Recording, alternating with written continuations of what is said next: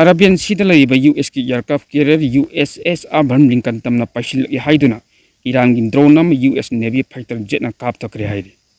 Drone dum maram khangdan aircraft carrier tamna yam attacking oiba mongda paishilak padagi US ki Navy fighter jet aduna kap takibani haina mafam maduda laiba US Force ki Central Command gi makai digi haidi. International waters to operate to riba US Force ki Central Command wangang loi oiriba Captain Tim Hawkins de phongtok kibada kap thabaki thabak adu Strait of Hormuz da chatkiba US ki flag yawbo Marshall vessel gari ama Iran ki force na khamanduna yamna tathi tawina torokkiba adugi matung pung khara leiraga thokibani thodok aduna maram oiraga President Donald Trump na Iran gi nuclear deal gi matang di yana ba ama puknabagi matangda kanno hotnaliba thabak sing adu apan mapyakba yai hairi ningsing bayabadi Iran da leibak sin matungna lengak adugi mayuk to sangsin kiba akan ba protest saruk yakiba miyoy kaya amasu Iran lengak ki lalmising nam thanam khot abada protester lising taruk hena sibagi pausu leikraban madugi matangda Donald Trump administration na Iran gi nakna ising gi mafam jingda makhoi gi oiba military gi oiba forcing passion bo hengalakkiban Israel gi maikei de kapsil lakkiba nomaisina panbadagi Gaza da angang amadi nupi yauna Palestine macha 33 hatkhre haina mafam maduda leibu hospital official sing maikei de gi hairi ammaromda Israel gi maikei de gi thamna po wafam amadana militant sina kablakba nomai maruna panbadagi makhoi gi lanmi ama yana sathina sokre hairi mamang chahi October thadagi chatnaba hogiba ceasefire adugi matung lepa leitana Israel gi maikei de gi akan strike kaya chathrakpana maram oiraga hojik phawbade Palestine macha chamanga kuntha hena hatkre madugi manungda ngasi sikiba mi 33 aduna khwaidagi nobu oiribani haina Gaza gi health ministry gi maikei de gi hairi USA na mateng pangduna Israel amadi Hamas ki marti yasinana bu khot naliba thabak thoromda attack sing asina maram oiraga achouba mangjaba mu leiri genocide ki mongda chatrakpam na maram oiraga lalawda hoji phawbagi oinadi loidabagi phibamda leiri haina mafam maduda leiba Palestine macha sing maikei de gi phungdokli Shifa Hospital haina khangnaba Gaza da leiba hospital asigi director Dr. Muhammad Abu Selania na phungdorakibada ceasefire kadai de leikrabage mediator sing kadai de chatkrabagi haina pendaba phungdokli Hamas na ki maikei de gi thodok adubu makhoini yaningdeba phungdokpaga loinana ceasefire gi kangno sing adu thugai bini haina Israel da akanba maral siri amromda Israel gi military gi maikei de gi thanlakpu wafam amada makhoi gi lanmi sing mathakta Hamas militant sing chatrakpa attack amadi violence ki adugi pakhum piban hauji phawbada Israel gi lanmi hum sikire haina phungdokli ngasi ayuk anganbada awang thamba Gaza da leiba tungpha da leiba building amada Israel gi lalmi sing nomai kapsilakpadagi yamdabda mi 38 siki makhoi gi imung amagi miyoina ayambani maduda supnatagi nume 30 da ngairi bun pi macha aduga tha manga khakta suriba angang atopa angang amusu yauki hairi thodok aduda makhoi gi mama mapa amadi mabok su siki haina Shifa Hospital gi maikei de gi hairi Israel gi military na phungdorapa warol amagi matung inadi militant sing nomai kapa horokpadagi makhoi aircraft amadi army unit sing na khut hanbada thodok adu thokibani hairi maduda soklaba Israel gi lanmi adu hospital da laikan nari haina su thamli tufagi thodok adu nataba atop mafam sing dasu sihiba Palestine macha sing adugi matangdadi Israel gi maikei de gi singdorokba leitri hairi Ukraine amadi Russia gi landa President Vladimir Putin gi tamthiri hairiba T-72 amadi TIT tengsing Ukraine gi President Vladimir Zelensky gi lanmi sing na pakchana pumthu thugaiduna phunjingre hairi Russia gi matik maya leire hairiba tengsing asi Ukraine gi lanmi sing yamna laina thugaiduna manghan takhan bagi thongadu urakpa matamda India gi su chawna yamna nungsa thirkhiban masigi maramdi Ukraine thwaikraba T-72 amadi TIT hairiba tengsing asi India na su sisinariban tasengbadi hoji soknariba akan balalasi tengi matamdi oidre Defense Express ki report amagi matung inadi India na langi khulai leiba matamda teng amasung attack helicopter leibagi thabak hobuna chunggan hoji soknariba akan balansing asidi mi yaudaba drone chingma khulai sing matamni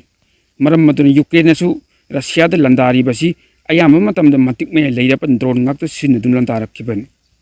nakalam maromdana haukiba pungkun marigi manung Russia ni Ukraine da punna drone changma rom hena kapsilaktun landarakre haidi lonan attack aduda missile humdra hemna su sinnaki Russia na chathaliba akan ba thongasina maram oiraga America gi ming makhada Ukraine gi lanlo sinana ba chathaliba ceasefire gi wafam masi puning changdi amadi lanlo sinba pamdi haibadu maik chen utpani hairi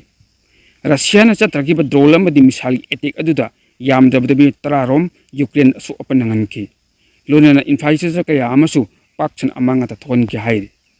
ꯌꯨꯀ꯭ꯔꯦꯟꯒꯤ city ꯖꯥꯄꯣꯔꯤꯖꯤꯌꯥꯗ ꯔꯁꯤꯌꯥꯅ ꯆꯠꯊꯔꯛꯈꯤꯕ ꯑꯀꯟꯕ ꯑꯦꯇꯦꯛꯇ ꯃꯤꯑꯣꯏ 2 ꯁꯤꯈꯤꯕꯒ ꯂꯣꯏꯅꯅ ꯃꯤꯑꯣꯏ 7 ꯂꯣꯝꯅ ꯑꯁꯣꯛ ꯑꯄꯟ ꯅꯪꯈꯤ ꯑꯗꯨꯒ ꯔꯁꯤꯌꯥꯅ ꯑꯣꯀꯨꯄꯥꯏ ꯇꯧꯔꯤꯕ southern ꯌꯨꯀ꯭ꯔꯦꯟꯒꯤ ꯇꯥꯎꯂꯝ ꯑꯣꯏꯔꯤꯕ ꯅꯣꯚꯥꯀꯥꯈꯣꯋꯥꯗ ꯍꯥꯏꯔꯤꯕ ꯁꯤꯇꯤ ꯑꯁꯤꯗꯁꯨ ꯃꯤꯑꯣꯏ 3 ꯁꯤꯈꯤ ꯔꯁꯤꯌꯥꯅ ꯌꯨꯀ꯭ꯔꯦꯟꯗ ꯆꯠꯊꯔꯛꯈꯤꯕ ꯑꯦꯇꯦꯛ ꯑꯗꯨ ꯑꯇꯝꯅꯅ ꯂꯩꯕꯥꯛ ꯑꯁꯤꯒꯤ ꯏꯂꯦꯛꯇ꯭ꯔꯤꯁꯤꯇꯤ ꯁꯄ꯭ꯂꯥꯏ ꯇꯧꯔꯤꯕ ꯁ꯭ꯇꯦꯁꯟꯁꯤꯡꯗ ꯇꯥꯔꯒꯦꯠ ꯇꯧꯗꯨꯅ ꯆꯠꯊꯔꯛꯈꯤꯕꯅꯤ ꯄꯟꯕ ꯌꯥꯕꯗꯤ ꯍꯧꯖꯤꯛ ꯌꯨꯀ꯭ꯔꯦꯟꯗ ꯏꯪꯕꯒꯤ ꯆꯥꯡ ꯑꯁꯤ ꯁꯦꯜꯁꯤꯌꯁ ꯗꯤꯒ꯭ꯔꯤ 10 ꯍꯦꯟꯕ ꯆꯥꯡꯗ ꯂꯩꯔꯤꯕꯅꯤ ꯑꯗꯨꯒꯨꯝꯕ ꯌꯥꯝꯅ ꯈꯝ ꯊꯦꯡꯅ ꯏꯪꯕꯒꯤ ꯑꯋꯥꯕ ꯃꯥꯌꯣꯛꯅꯔꯤꯉꯩ ꯆꯩꯔꯛ ꯑꯁꯤꯗ ꯔꯁꯤꯌꯥꯅ ꯄꯥꯛ ꯁꯟꯅ ꯂꯥꯟꯗꯥꯗꯨꯅ ꯌꯨꯀ꯭ꯔꯦꯟꯒꯤ ꯏꯂꯦꯛꯇ꯭ꯔꯤꯁꯤꯇꯤ ꯁ꯭ꯇꯦꯁꯟꯁꯤꯡ ꯊꯨꯒꯥꯏꯔꯛꯄꯅ ꯃꯔꯝ ꯑꯣꯏꯔꯒ ꯌꯨꯀ꯭ꯔꯦꯟꯒꯤ ꯃꯤꯌꯥꯝ ꯑꯃꯝꯕ ꯑꯃꯗꯤ ꯀꯥ ꯍꯦꯟꯅ ꯏꯪꯕ ꯃꯔꯛꯇ ꯑꯋꯥꯕ ꯈꯥꯡꯗꯨꯅ ꯍꯤꯡꯂꯤ ꯍꯥꯏꯅ ꯔꯤꯄꯣꯔꯠ ꯑꯁꯤꯅ ꯃꯈꯥ ꯇꯥꯔꯤ ꯑꯇꯣꯞꯄ ꯄꯥꯎ ꯑꯃꯅ ꯂꯤꯕꯤꯌꯥꯗ ꯆꯍꯤ 92ꯔꯣꯝ ꯍꯦꯟꯅ ꯂꯩꯉꯥꯛ ꯄꯥꯏꯔꯝꯕ ꯃꯨꯑꯝꯃꯔ ꯒꯗꯥꯐꯤꯒꯤ ꯃꯆꯥꯅꯨꯄꯥ ꯁꯦꯐ ꯑꯜ ꯍꯥꯠꯇꯣꯛꯄꯤꯔꯝꯂꯦ ꯍꯥꯏꯔꯤ ꯂꯤꯕꯤꯌꯥꯒꯤ ꯅ꯭ꯌꯨꯁ ꯑꯦꯖꯦꯟꯁꯤꯒꯤ ꯔꯤꯄꯣꯔꯠ ꯑꯁꯤꯒꯤ ꯃꯇꯨꯡ ꯏꯟꯅ ꯒꯗꯥꯐꯤꯒꯤ ꯃꯆꯥꯅꯨꯄꯥ ꯆꯍꯤ 59 ꯁꯨꯔꯕ ꯁꯦꯐ ꯑꯜ ꯏꯁꯂꯥꯝ ꯂꯤꯕꯤꯌꯥꯒꯤ ꯖꯤꯟꯇꯥꯟ ꯁꯤꯇꯤꯗ ꯂꯩꯕ ꯃꯁꯥꯃꯛꯀꯤ ꯌꯨꯝꯗ ꯀꯃꯥꯟꯗꯣ ꯌꯨꯅꯤꯠ ꯑꯃ ꯂꯥꯛꯇꯨꯅ ꯃꯍꯥꯛꯄꯨ ꯍꯥꯠꯇꯣꯛꯄꯤꯔꯝꯕꯅꯤ ꯊꯧꯑꯣꯡ ꯑꯁꯤ ꯀꯅꯥꯅ ꯆꯠꯊꯔꯝꯂꯤꯕꯅꯣ ꯍꯥꯏꯕꯒꯤ ꯆꯞ ꯆꯥꯕꯗꯤ ꯍꯧꯖꯤꯛ ꯐꯥꯎꯕꯒꯤ ꯑꯣꯏꯅ ꯈꯪꯕ ꯉꯝꯗ꯭ꯔꯤ ꯍꯥꯏꯔꯤ ꯍꯥꯠꯇꯣꯛꯄꯤꯔꯝꯂꯕ ꯁꯦꯐ ꯑꯜ ꯏꯁꯂꯥꯝ ꯑꯄꯣꯛꯄ ꯒꯗꯥꯐꯤꯒꯤ ꯂꯩꯉꯥꯛ ꯃꯍꯥꯛꯅ ꯄꯥꯏꯅꯅꯕ ꯊꯧꯔꯥꯡ ꯇꯧꯕ ꯍꯧꯔꯛꯈ꯭ꯔꯕꯅꯤ ꯅꯤꯡꯁꯤꯡꯕ ꯌꯥꯕꯗꯤ ꯁꯦꯐ ꯑꯜ ꯏꯁꯂꯥꯝꯒꯤ ꯑꯄꯣꯛꯄ ꯒꯗꯥꯐꯤ ꯍꯧꯈꯤꯕ ꯁꯣꯛ 1967ꯗꯒꯤ ꯍꯧꯅ 2011 ꯐꯥꯎꯕ ꯂꯤꯕꯤꯌꯥꯗ ꯃꯇꯤꯛ ꯃꯌꯥꯏ ꯂꯩꯅ ꯁꯥꯁꯟ ꯇꯧꯔꯝꯕ ꯑꯀꯟꯕ ꯃꯤꯁꯛ ꯑꯃꯅꯤ ꯑꯗꯨꯕꯨ ꯒꯗꯥꯐꯤꯕꯨ ꯂꯤꯕꯤꯌꯥꯒꯤ ꯁꯥꯁꯟꯗꯒꯤ ꯂꯧꯊꯣꯛꯈ꯭ꯔꯕ ꯃꯇꯨꯡ ꯃꯍꯥꯛꯀꯤ ꯃꯊꯛꯇ ꯀꯦꯁ ꯀꯌꯥ ꯆꯠꯊꯔꯛꯄꯒ ꯂꯣꯏꯅꯅ ꯖꯦꯜꯗ ꯐꯥꯎꯕ ꯊꯝꯈꯤꯕꯅꯤ ꯂꯣꯏꯅꯅ ꯁꯦꯐ ꯑꯜ ꯏꯁꯂꯥꯝꯕꯨꯁꯨ ꯆꯍꯤ ꯀꯌꯥ ꯖꯦꯜꯗ ꯊꯝꯖꯤꯟꯈꯤꯕꯅꯤ ꯍꯥꯏꯔꯤ ꯁꯦꯐ ꯑꯜ ꯏꯁꯂꯥꯝꯅ ꯑꯄꯣꯛꯄ ꯒꯗꯥꯐꯤꯅ ꯂꯩꯉꯥꯛ ꯄꯥꯏꯔꯤꯉꯩ ꯃꯇꯝꯗ ꯂꯩꯉꯥꯛ ꯁꯥꯁꯟꯗ ꯃꯁꯥꯃꯛ ꯌꯥꯎꯗ꯭ꯔꯕꯁꯨ ꯑꯄꯣꯛꯄꯒꯤ ꯃꯇꯦꯡ ꯆꯥꯎꯅ ꯄꯥꯡꯈꯤꯕ ꯃꯤꯁꯛ ꯑꯃꯅꯤ ꯃꯍꯥꯛ ꯂꯤꯕꯤꯌꯥꯗ ꯄ꯭ꯔꯁꯤꯗꯦꯟꯠꯀꯤ ꯃꯤꯈꯜ ꯊꯦꯡꯅꯅꯕꯁꯨ 2021ꯗ ꯍꯣꯠꯅꯔꯝꯈꯤ ꯑꯗꯨꯕꯨ ꯂꯥꯏꯕꯛ ꯊꯤꯕꯗꯤ ꯑꯄꯣꯛꯄ ꯒꯗꯥꯐꯤꯒꯤ ꯂꯩꯉꯥꯛ ꯇꯨꯈꯤꯕꯗꯒꯤ ꯃꯍꯥꯛ ꯄꯣꯂꯤꯇꯤꯀꯦꯜ ꯀꯦꯔꯤꯌꯔ ꯃꯥꯏ ꯄꯥꯛꯅ ꯆꯠꯊꯕ ꯉꯝꯈꯤꯗꯕꯅꯤ ꯍꯥꯏꯅꯁꯨ ꯔꯤꯄꯣꯔꯠ ꯑꯁꯤꯅ ꯃꯈꯥ ꯇꯥꯔꯤ ꯄꯥꯎ ꯑꯁꯤꯒꯤ ꯁꯔꯨꯛ ꯑꯃ ꯑꯣꯏꯅ ꯑꯦꯗꯚꯔꯇꯥꯏꯖ ꯑꯃꯇꯪ ꯃꯤꯠꯌꯦꯡ ꯇꯧꯕꯤꯌꯨ ꯍꯥꯏꯖꯔꯤ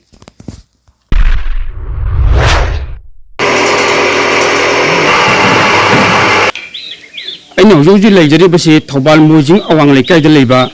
ꯁꯅꯥ ꯕ꯭ꯔꯗꯔꯁ ꯇꯤꯝꯕꯔꯁ ꯑꯦꯟड ꯐꯔꯅꯤꯆꯔ ꯋꯥꯁꯀꯤ ꯖꯒꯥ ꯑꯗꯨꯗꯅꯤ ꯍꯥꯏꯔꯤꯕ ꯐꯔꯅꯤꯆꯔ ꯁꯦꯟꯇꯔ ꯑꯁꯤꯗ ꯇꯣꯉꯥꯟ ꯇꯣꯉꯥꯟꯕ ꯐꯔꯅꯤꯆꯔꯁꯤꯡꯒꯤ ꯄꯣꯠꯂꯝꯁꯤꯡꯒꯤꯗ ꯃꯈꯜ ꯈꯨꯗꯤꯡꯃꯛꯀꯤ ꯌꯥꯝꯅ ꯆꯥꯎꯕ ꯑꯣꯐꯔ ꯀꯌꯥ ꯑꯃꯔꯣꯝ ꯄꯤꯔꯤ ꯍꯥꯏꯔꯤ ꯑꯗꯣ ꯍꯥꯏꯔꯤꯕ ꯐꯔꯅꯤꯆꯔ ꯋꯥꯛꯁ ꯑꯁꯤꯒꯤ ꯄ꯭ꯔꯣꯄꯥꯏꯇꯔ ꯑꯣꯏꯅ ꯂꯩꯔꯤꯕ ꯃꯌꯥꯝꯅ ꯑꯣꯖꯥ ꯁꯅꯥ ꯍꯥꯏꯔꯒ ꯈꯪꯅꯕ ꯑꯣꯖꯥ ꯑꯁꯤꯒ ꯑꯈꯟꯅꯅ ꯎꯅꯖꯕꯒꯤ ꯇꯥꯟꯖꯥ ꯑꯃ ꯂꯧꯖꯒꯦ ꯑꯣꯖꯥꯒꯤ ꯐꯔꯅꯤꯆꯔ ꯋꯥꯛꯁ ꯑꯁꯤꯗ ꯀꯩꯀꯩ ꯈꯨꯗꯣꯡꯆꯥꯕ ꯂꯩꯕꯒꯦ ꯍꯥꯏꯕꯗꯨ ꯑꯣꯖꯥ ꯃꯤꯌꯥꯝꯗꯤ ꯈꯤꯇꯪ ꯈꯪꯍꯟꯕꯤꯌꯨ ꯑꯩ ꯃꯗꯨꯁꯨ ꯃꯤꯌꯥꯝꯗ ꯈꯪꯍꯟꯒꯦ ꯂꯣꯏꯅꯅ ꯏꯍꯥꯟ ꯍꯥꯟꯕꯗ ꯑꯩ ꯏꯁꯥꯁꯦ ꯍꯥꯟꯅ ꯁꯛ ꯇꯥꯛꯆꯒꯦ ꯑꯩ ꯊꯧꯕꯥꯜ ꯃꯣꯏꯖꯤꯡ ꯑꯋꯥꯡ ꯂꯩꯀꯥꯏꯗ ꯂꯩꯕ ꯃꯨꯍꯝꯃꯗ ꯑꯍꯃꯗ ꯑꯂꯤ ꯃꯤꯌꯥꯝꯅ ꯑꯣꯖꯥ ꯁꯅꯥ ꯍꯥꯏꯔꯒ ꯈꯪꯅꯩ ꯑꯩꯁꯤ ꯆꯍꯤ 12-13ꯒꯤ ꯃꯃꯥꯡꯗꯒꯤ ꯍꯧꯔꯒ ꯎ ꯌꯣꯟꯕꯒꯤ ꯊꯕꯛ ꯇꯧꯔꯛꯏ ꯑꯗꯨꯕꯨ ꯏꯀꯨꯏ ꯀꯨꯏꯗꯅ ꯆꯍꯤꯃꯨꯛ ꯍꯥꯏꯔꯅꯤ ꯑꯩꯒꯤ ꯐꯔꯅꯤꯆꯔ ꯑꯁꯤ ꯑꯩ ꯑꯗꯨꯝ ꯍꯧꯗꯣꯛꯆꯕꯅꯤ ꯃꯁꯤꯁꯤꯗ ꯑꯩꯒꯤ ꯎꯁꯤꯡ ꯑꯁꯤꯗ ꯎꯄꯨ ꯀꯥꯡꯊꯣꯟꯁꯤꯡ ꯑꯁꯤꯗ ꯑꯩꯒꯤ ꯈꯨꯗꯣꯡꯆꯥꯕꯁꯤ ꯃꯤꯌꯥꯝꯗ ꯑꯩꯅ ꯑꯍꯥꯟꯕꯒ ꯑꯣꯏꯕꯅꯤꯅ ꯈꯔ ꯈꯖꯤꯛꯇꯤ ꯑꯩ ꯈꯨꯗꯣꯡꯆꯥꯕꯗꯨ ꯃꯌꯥꯝꯗ ꯄꯤꯖꯒꯦ ꯍꯥꯏꯗꯅ ꯐꯥꯔꯁ ꯑꯃꯗꯤ ꯁꯦꯀꯦꯟ ꯑꯗꯨꯒꯨꯝꯕ ꯁꯦꯠ ꯑꯃꯃꯝ ꯂꯧꯕꯗ ꯂꯨꯄꯥ 10,000 ꯀꯨꯟꯊ꯭ꯔꯥ ꯐꯥꯎꯕꯒꯤ ꯆꯥꯡꯗ ꯑꯍꯥꯟꯕꯗꯗꯤ ꯑꯩ ꯄꯤꯒꯦ ꯍꯥꯏꯕꯒꯤ ꯅꯦꯠ ꯑꯃ ꯑꯗꯨꯃꯥꯏꯅ ꯈꯜꯂꯦ ꯑꯗꯣ ꯍꯧꯖꯤꯛꯁꯤꯗ ꯑꯩꯒꯤꯗ ꯐꯪꯉꯤꯕ ꯁꯝꯅ ꯎꯄꯨ ꯀꯥꯡꯊꯣꯟꯁꯤꯡ ꯑꯁꯤ ꯁꯝꯅ ꯑꯥꯏꯇꯦꯝ ꯈꯨꯗꯤꯡꯃꯛ ꯐꯪꯉꯤ ꯍꯥꯏꯕ ꯌꯥꯏ ꯑꯥꯏꯇꯦꯝ ꯈꯨꯗꯤꯡꯃꯛꯁꯤꯡꯁꯤ ꯃꯃꯥꯏ 5ꯒꯤ ꯃꯃꯥꯏ 4ꯒꯤ ꯇꯤꯛꯀꯤ ꯂꯩꯍꯥꯎꯒꯤ ꯎꯅꯤꯡꯊꯧꯒꯤ ꯑꯗꯨꯒꯨꯝꯕ ꯄꯣꯠ ꯃꯈꯜꯁꯤꯡꯁꯤ ꯍꯧꯖꯤꯛꯃꯛꯇ ꯑꯆꯟꯕꯁꯨ ꯐꯅ ꯌꯥꯝꯅ ꯂꯩꯔꯦ ꯑꯗꯨꯒ ꯀꯅꯥꯒꯨꯝꯕꯅ ꯂꯩꯕꯤꯅꯤꯡꯕ ꯂꯩꯕꯤꯒꯦ ꯍꯥꯏꯅ ꯈꯜꯂꯤꯕ ꯑꯗꯨꯒꯨꯝꯕ ꯀꯥꯡꯕꯨꯁꯤꯡꯁꯤꯅ ꯑꯩꯒꯤꯁꯤꯡꯁꯤꯗꯒꯤ ꯈꯟꯕ ꯑꯄꯥꯝꯕ ꯈꯟꯕ ꯑꯗꯨꯒꯤ ꯃꯊꯛꯇ ꯑꯃꯨꯛꯀ ꯃꯈꯣꯏ ꯃꯁꯥ ꯃꯁꯥꯅ ꯃꯈꯣꯏꯒꯤ ꯐꯣꯇꯣꯒꯨꯝꯕ ꯄꯨꯔꯛꯂꯒ ꯑꯩꯈꯣꯏꯒꯤ ꯑꯄꯥꯝꯕ ꯗꯤꯖꯥꯏꯟ ꯑꯗꯨꯗ ꯆꯟꯕꯤꯌꯨ ꯍꯥꯏꯕꯅꯆꯤꯡꯕ ꯑꯗꯨꯒꯨꯝꯕ ꯈꯨꯗꯣꯡꯆꯥꯕꯗꯨꯁꯨ ꯑꯩꯒꯤꯁꯤꯗ ꯐꯪꯒꯅꯤ ꯑꯣꯖꯥꯗꯒꯤ ꯈꯪꯖꯅꯤ ꯑꯣꯖꯥꯒꯤꯁꯤ ꯎ ꯑꯣꯏꯅ ꯑꯈꯥꯏꯕꯁꯨ ꯐꯪꯕꯤꯒꯅꯤ ꯍꯥꯏꯕ ꯄꯥꯎ ꯑꯃ ꯂꯩ ꯑꯗꯨꯒꯤ ꯃꯇꯥꯡꯗ ꯑꯈꯥꯏꯕꯁꯨ ꯐꯪꯉꯤ ꯎ ꯑꯈꯥꯏꯕꯁꯤꯅꯤ ꯑꯩ ꯍꯦꯜꯂꯝꯕꯗ ꯑꯩꯅ ꯌꯣꯟꯖꯔꯝꯕꯁꯦ ꯑꯗꯨꯕꯨ ꯎ ꯑꯈꯥꯏꯕꯁꯤ ꯍꯧꯖꯤꯛꯁꯨ ꯌꯣꯜꯂꯤ ꯂꯣꯏꯅꯅ ꯁꯤꯒꯤꯁꯤꯃ ꯄ꯭ꯂꯁ ꯇꯧꯔꯦ ꯐꯔꯅꯤꯆꯔꯁꯤꯃ ꯎ ꯑꯈꯥꯏꯕꯒꯤ ꯗꯨꯀꯥꯟꯁꯨ ꯑꯣꯖꯥ ꯑꯗꯨ ꯃꯐꯝꯁꯤꯗ ꯑꯣꯏꯕ꯭ꯔꯥ ꯀꯥꯏ ꯑꯣꯏꯕꯤꯕꯅꯣ ꯎ ꯑꯈꯥꯏꯕꯒꯤ ꯗꯨꯀꯥꯟꯁꯤꯅ ꯃꯐꯝꯁꯤꯗ ꯅꯠꯇꯦ ꯁꯣꯔꯣꯛ ꯑꯩꯈꯣꯏꯒꯤꯅ ꯁꯣꯔꯣꯛ ꯃꯆꯥ ꯍꯥꯏ ꯑꯩꯈꯣꯏꯒꯤ ꯃꯦꯟ ꯔꯣꯗ ꯃꯌꯥꯡ ꯏꯝꯐꯥꯜ ꯇꯨ ꯊꯧꯕꯥꯜ ꯇꯥꯕ ꯂꯝꯕꯤꯁꯤꯗ ꯂꯩꯕꯅꯤ ꯑꯗꯨꯒ ꯑꯩꯒꯤ ꯐꯔꯅꯤꯆꯔꯁꯤꯅ ꯌꯨꯝꯗꯒꯤ ꯈꯖꯤꯛꯇꯪ main line si main road mayang phan tu thawal chen thawal oiba lambi sidagi kitang kilometer makhai muk changaga aigi yumda tawjabane sina ꯎ ꯑꯈꯥꯏꯕꯁꯤꯗꯗꯤ ꯑꯣꯖꯥ ꯀꯩꯀꯩ ꯑꯣꯐꯔ ꯄꯤꯕ ꯂꯩꯕꯒꯦ ꯎ ꯑꯈꯥꯏꯕꯗꯗꯤ ꯁꯝꯅ ꯍꯧꯖꯤꯛ ꯍꯧꯖꯤꯛ ꯃꯌꯥꯝ ꯖꯦꯅꯔꯦꯜ ꯑꯣꯏꯅ ꯌꯣꯟꯅꯔꯤꯕ ꯈꯪꯒ꯭ꯔꯥꯒꯤ ꯇꯤꯛꯀꯤ ꯂꯩꯍꯥꯎ ꯎꯅꯤꯡꯊꯧ ꯑꯗꯨꯒꯨꯝꯕ ꯃꯌꯥꯝꯁꯤꯡ ꯑꯗꯨ ꯑꯗꯨꯝ ꯂꯩ ꯑꯗꯨꯝ ꯖꯦꯅꯔꯦꯜ ꯑꯣꯏꯅ ꯃꯁꯤꯒꯤꯁꯤꯗꯗꯤ ꯃꯌꯥꯝꯅ ꯌꯣꯟꯅꯔꯤꯕ ꯆꯥꯡꯗꯨꯗ ꯑꯗꯨꯝ ꯌꯣꯜꯂꯤ ꯑꯗꯨꯕꯨ ꯀꯅꯥꯒꯨꯝꯕꯅ ꯈꯔ ꯍꯦꯟꯅ ꯂꯧꯕ ꯑꯗꯨꯒꯨꯝꯕ ꯀꯥꯡꯕꯨꯁꯤꯡꯗꯗꯤ ꯍꯦꯟꯅ ꯈꯨꯗꯣꯡꯆꯥꯕꯗꯨꯁꯨ ꯑꯗꯨꯝ ꯐꯪꯉꯤ ꯍꯥꯏꯔꯤꯕ ꯚꯤꯗꯤꯑꯣꯁꯤ ꯚꯤꯌꯨꯋꯔꯁꯤꯡꯅ ꯑꯣꯖꯥ ꯐꯔꯅꯤꯆꯔꯒꯤ ꯃꯇꯥꯡꯗ ꯅꯠꯇ꯭ꯔꯒ ꯎꯒꯤ ꯃꯇꯥꯡꯗ ꯍꯦꯟꯅ ꯑꯀꯨꯞꯄ ꯃꯔꯣꯜ ꯈꯪꯕꯤꯅꯉꯥꯏꯒꯤꯗꯃꯛꯇ ꯑꯣꯖꯥꯒꯤ ꯀꯟꯇꯦꯛ ꯅꯝꯕꯔ ꯑꯃ ꯍꯥꯏꯕꯤꯌꯨꯅꯦ ꯌꯥꯏ ꯍꯥꯏꯖꯒꯦ ꯑꯩꯒꯤ ꯅꯝꯕꯔ ꯑꯅꯤꯅꯤ ꯅꯝꯕꯔ ꯑꯅꯤꯁꯤꯗ ꯖꯤꯑꯣ ꯅꯝꯕꯔ ꯑꯃ ꯍꯥꯟꯅ ꯍꯥꯏꯖꯒꯦ ꯅꯝꯕꯔ ꯑꯗꯨꯗꯤ 8837399502 ꯑꯃꯨꯛ ꯍꯟꯅ ꯍꯥꯏꯒꯦ 8837399502 ꯃꯁꯤꯅ ꯑꯩꯒꯤ ꯖꯤꯑꯣ ꯅꯝꯕꯔꯅꯤ ꯅꯦꯛꯁꯇ ꯑꯦꯌꯔꯇꯦꯜ ꯅꯝꯕꯔ ꯑꯃꯈꯛꯀ ꯑꯃꯨꯛ ꯍꯥꯏꯖꯒꯦ 8974431975 next amuka 8974431975 ꯎꯔꯤꯕ ꯀꯥꯡꯊꯣꯟꯁꯦ ꯑꯣꯖꯥ ꯀꯔꯝꯕ ꯎ ꯃꯈꯜꯅ masih ꯆꯜꯂꯤ u makal se lehaune mamang ga riba sina enoni uning thaune mamang gi sina uning thaune sigi ani sina lehaune sigi se fit mari gini single ni aduga makha da riba sina fit manga ni somda riba sina mari makhai amaga manga makhai amaga ni ꯐꯔꯅꯤꯆꯔꯒꯤ ꯊꯕꯛꯁꯤ ꯑꯣꯖꯥ ꯑꯌꯥꯝꯕꯅ ꯑꯩꯈꯣꯏꯒꯤ ꯎꯁꯤ ꯌꯧꯅ ꯀꯪꯗꯕꯅ ꯃꯔꯝ ꯑꯣꯏꯔꯒ ꯃꯇꯝ ꯈꯔ ꯂꯩꯔ ꯆꯤꯡꯉꯛꯄꯒꯨꯝꯕ ꯀꯩꯒꯨꯝꯕ ꯌꯥꯝ ꯇꯧꯕ ꯌꯥꯏ ꯑꯣꯖꯥꯒꯤꯁꯤꯗ ꯆꯜꯂꯤꯕ ꯎꯁꯤꯗꯤ ꯑꯣꯖꯥ ꯐꯖꯅ ꯀꯪꯍꯜꯂꯕ ꯎꯔꯥ ꯅꯠꯇ꯭ꯔꯒ ꯀꯃꯥꯏꯅ ꯇꯧꯕꯅꯣ ꯃꯗꯨꯃꯛꯁꯨ ꯑꯩ ꯌꯥꯝꯅ ꯐꯖꯅ ꯃꯗꯨꯃꯛꯀꯤ ꯃꯇꯥꯡꯗꯁꯨ ꯑꯩ ꯍꯥꯏꯅꯤꯡꯉꯤ ꯀꯅꯥꯒꯨꯝꯕꯅ ꯆꯟꯕ ꯃꯇꯝꯗ ꯆꯜꯂꯨꯔꯦ ꯂꯧꯔꯨꯔꯦ ꯍꯜꯂꯛꯑꯒ ꯊꯥ ꯑꯃ ꯀꯔꯤ ꯑꯃ ꯂꯩꯔꯕ ꯃꯇꯨꯡꯗꯨꯗ ꯊꯣꯡꯗ ꯆꯤꯡꯉꯤ ꯑꯗꯨ ꯆꯤꯡꯉꯤ ꯑꯗꯥ ꯆꯤꯡꯉꯤ ꯍꯥꯏꯕꯅꯆꯤꯡꯕ ꯀꯥꯏꯔꯛꯄꯅꯆꯤꯡꯕ ꯑꯗꯨꯒꯨꯝꯕ ꯄꯣꯠꯇꯨ ꯊꯣꯛꯍꯜꯂꯦ ꯑꯗꯨꯕꯨ ꯑꯩꯒꯤꯁꯤꯃꯛꯇꯤ ꯑꯩꯒꯤ ꯋꯥꯈꯜꯗ ꯑꯩꯁꯤ ꯃꯇꯝ ꯁꯥꯡꯅ ꯆꯍꯤ ꯍꯥꯟꯅ ꯅꯝꯃꯕ ꯑꯗꯨꯒꯨꯝꯕ ꯀꯪꯍꯜꯂꯕ ꯑꯗꯨꯒꯨꯝꯕ ꯎ ꯃꯈꯜ ꯑꯣꯏ ꯍꯧꯖꯤꯛ ꯍꯧꯖꯤꯛ ꯆꯜꯂꯒ ꯂꯩꯔꯤꯕꯁꯦ ꯃꯁꯤ ꯊꯥ 5-6 ꯑꯗꯨꯃꯥꯏꯅ ꯐꯥꯔꯦ ꯑꯩꯉꯣꯟꯗ ꯂꯩꯔꯤꯕꯁꯦ ꯍꯧꯖꯤꯛ ꯐꯥꯎꯕꯗ ꯏꯐꯦꯛ ꯊꯣꯏꯗꯣꯛꯄ ꯏꯐꯦꯛꯇꯤ ꯑꯀꯥꯏ ꯑꯇꯣꯏ ꯂꯩꯕꯒꯤ ꯃꯑꯣꯡꯗꯨꯗꯤ ꯎꯗꯦ ꯂꯩꯇꯦꯅ ꯑꯩꯒꯤ ꯋꯥꯈꯜꯗ ꯂꯧꯏ ꯀꯔꯤꯒꯨꯝꯕ ꯁꯨꯝ ꯂꯩꯔꯛꯄ ꯇꯥꯔꯕꯁꯨ ꯃꯗꯨ ꯀꯅꯥꯒꯨꯝꯕꯅ ꯂꯧꯕꯤꯈ꯭ꯔꯒ ꯊꯥ ꯑꯃꯒꯤ ꯅꯠꯇ꯭ꯔꯒ ꯑꯃ ꯑꯅꯤꯒꯤ ꯃꯇꯨꯡꯗ ꯑꯀꯥꯏ ꯑꯇꯣꯏ ꯊꯣꯛꯂꯛꯄ ꯇꯥꯔꯕꯗꯤ ꯃꯗꯨ ꯑꯩꯒꯤ ꯃꯤꯁꯇ꯭ꯔꯤ ꯌꯥꯎꯅ ꯏꯁꯥ ꯌꯥꯎꯅ ꯃꯤꯁꯇ꯭ꯔꯤ ꯑꯃꯗꯤ ꯏꯁꯥ ꯌꯥꯎꯅ ꯃꯗꯨ ꯑꯃꯨꯛ ꯍꯟꯅ ꯃꯈꯣꯏꯗ ꯆꯠꯂꯒ ꯁꯦꯝꯕ ꯌꯥꯕ ꯑꯣꯏꯔꯒꯁꯨ ꯁꯦꯝꯒꯅꯤ ꯅꯠꯇ꯭ꯔꯒꯁꯨ ꯍꯟꯗꯅ ꯁꯤꯗ ꯄꯨꯔꯛꯑꯒ ꯑꯃꯨꯛ ꯍꯟꯅ ꯑꯇꯣꯞꯄ ꯑꯅꯧꯕ ꯑꯃ ꯄꯤꯕ ꯅꯠꯇ꯭ꯔꯒꯅ ꯄꯣꯠ ꯃꯁꯥꯗꯨꯗ ꯁꯦꯝꯕ ꯌꯥꯕ ꯍꯥꯏꯕꯗꯤ ꯃꯄꯨ ꯂꯧꯈ꯭ꯔꯤꯕ ꯃꯄꯨꯗꯣ ꯑꯗꯨꯗꯨꯒ ꯌꯥꯅꯕꯒꯤ ꯃꯈꯥ ꯄꯣꯟꯅ ꯑꯗꯨꯒꯨꯝꯕ ꯈꯨꯗꯣꯡꯆꯥꯕꯗꯨ ꯄꯤꯒꯦꯅ ꯈꯜꯂꯦ ꯃꯃꯥꯏ ꯁꯤ ꯍꯧꯖꯤꯛ ꯎꯔꯤꯕꯁꯤ ꯃꯃꯥꯏ ꯃꯉꯥꯅꯤ ꯁꯤ ꯃꯃꯥꯏ ꯃꯉꯥꯁꯤꯒꯤ ꯃꯃꯥꯏ ꯃꯈꯩꯁꯦ ꯃꯁꯤꯁꯤ ꯇꯤꯛꯅꯤ ꯑꯇꯩꯁꯤꯅ ꯂꯩꯍꯥꯎꯅꯤ ꯁꯝꯅ ꯃꯈꯣꯏꯁꯤ ꯃꯤꯛꯁ ꯍꯥꯏꯕ ꯇꯥꯔꯦ ꯇꯤꯛꯀ ꯂꯩꯍꯥꯎꯒ next sida ꯂꯩꯔꯤꯕꯁꯤꯅ ꯃꯃꯥꯏ ꯃꯔꯤꯅꯤ ꯃꯁꯤ ꯂꯩꯍꯥꯎꯅꯤ ꯃꯁꯤꯅ ꯂꯩꯍꯥꯎ ꯈꯛꯇꯅꯤ ꯑꯗꯨꯒ ꯁꯤꯒꯤ ꯃꯇꯨꯡꯗ ꯑꯩꯈꯣꯏꯒꯤ ꯁꯣ ꯕꯣꯛꯁ ꯁꯤꯒꯤ ꯐꯨꯜ ꯂꯣꯏꯕꯁꯤꯅ ꯑꯩꯈꯣꯏꯒꯤ ꯐꯤꯒꯤ ꯎꯄꯨ ꯍꯥꯏꯅꯩ ꯃꯁꯤꯁꯨ ꯐꯤ ꯎꯄꯨꯅꯤ ꯁꯤꯒꯤ ꯃꯇꯨꯡꯗ ꯀꯣꯜꯂꯤꯛ ꯊꯝꯅꯅꯕ ꯁꯣ ꯕꯣꯛꯁ ꯑꯃ ꯂꯩ ꯑꯁꯤꯁꯨ ꯃꯃꯥꯏ ꯃꯈꯩ ꯇꯤꯛꯅꯤ ꯑꯗꯨꯒ ꯑꯇꯩꯅ ꯑꯃꯨꯛꯀ ꯀꯩꯅꯣꯅꯤ ꯂꯩꯍꯥꯎꯅꯤ ꯑꯣꯖꯥꯅ ꯇꯧꯔꯤꯕ ꯐꯔꯅꯤꯆꯔ ꯃꯐꯝꯁꯤ ꯊꯧꯕꯥꯜ ꯃꯣꯏꯖꯤꯡꯅꯤ ꯍꯥꯏꯔꯒꯁꯨ ꯃꯣꯏꯖꯤꯡꯒꯤ ꯈꯤꯇꯪ ꯃꯅꯨꯡ ꯍꯟꯖꯤꯟꯕ ꯖꯒꯥ ꯑꯣꯏꯅ ꯇꯧꯏ ꯑꯣꯖꯥ ꯑꯗꯣ ꯑꯇꯣꯞꯄ ꯃꯣꯏꯖꯤꯡ ꯑꯥꯎꯠꯁꯥꯏꯗꯔꯁꯤꯡꯅ ꯑꯣꯖꯥꯒꯤꯁꯤ ꯇꯝꯅ ꯂꯥꯛꯀꯦ ꯍꯥꯏꯕ ꯃꯇꯝꯗ ꯌꯥꯝ ꯂꯥꯏꯅ ꯈꯪꯕ ꯌꯥꯅꯅꯕ ꯑꯣꯖꯥꯒꯤ ꯐꯨꯜ ꯑꯦꯗ꯭ꯔꯦꯁꯇꯨ ꯑꯝꯇꯪ ꯍꯥꯏꯕꯤꯌꯨꯅꯦ ꯑꯣꯖꯥ ꯑꯩꯒꯤ ꯑꯦꯗ꯭ꯔꯦꯁꯁꯤ ꯁꯦꯡ ꯊꯧꯕꯥꯜ ꯃꯣꯏꯖꯤꯡ ꯑꯋꯥꯡ ꯂꯩꯀꯥꯏ ꯍꯥꯏ ꯑꯗꯨꯕꯨ ꯃꯁꯤꯒꯤ ꯑꯦꯔꯤꯌꯥꯁꯦ ꯊꯧꯕꯥꯜ ꯇꯨ ꯃꯌꯥꯡ ꯏꯝꯐꯥꯜ ꯂꯥꯏꯟꯁꯤꯗꯒꯤ ꯀꯤꯂꯣꯃꯤꯇꯔ ꯃꯈꯥꯏꯃꯨꯛ ꯆꯪꯁꯤꯜꯂꯒ ꯃꯣꯏꯖꯤꯡ ꯑꯋꯥꯡ ꯂꯩꯀꯥꯏ LP स्कूल है ना अमल है मसी का है थंगदर गले मसी ने ऐगी एरिया से थकाचारी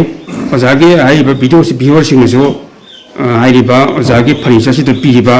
फर्नीचर अमदी टिम्बर की मतंग पीरिबा तमान तमान मखल की अवांग थके खुदोंग जाबसिंग से लौबिननबा ओजागी मे कई दगी सो अपील तौजरी